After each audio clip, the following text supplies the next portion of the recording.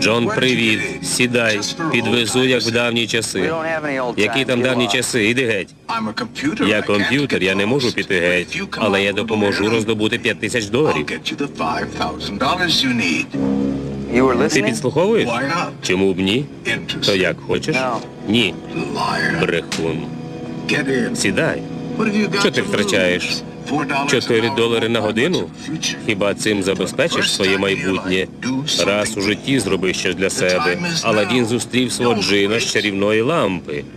Останній шанс.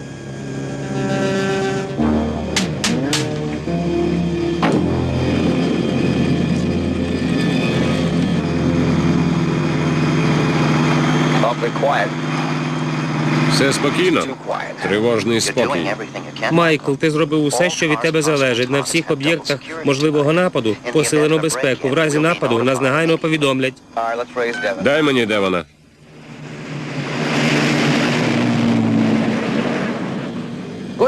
Добра новина, Майкл. Роботу над лазером закінчено. Ми вирушаємо до вас.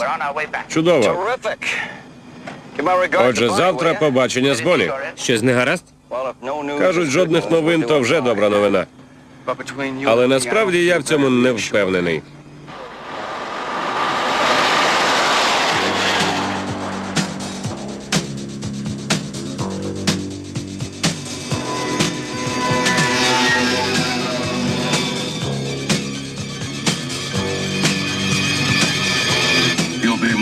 Тобі бракує тільки впевненості. Опануй себе.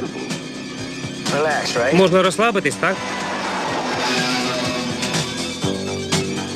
Натисни турбо. Натисни.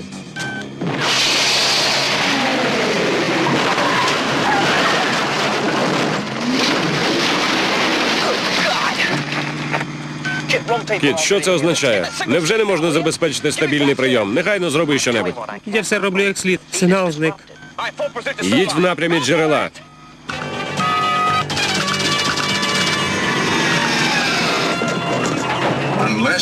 Якщо не хочете, щоб я вас розчавив, містер Майлз, не метушіться. А це що? Лазер. Безсумнівно, він призначається мені. Я приїхав по акумулятор, а тут така приємна несподіванка.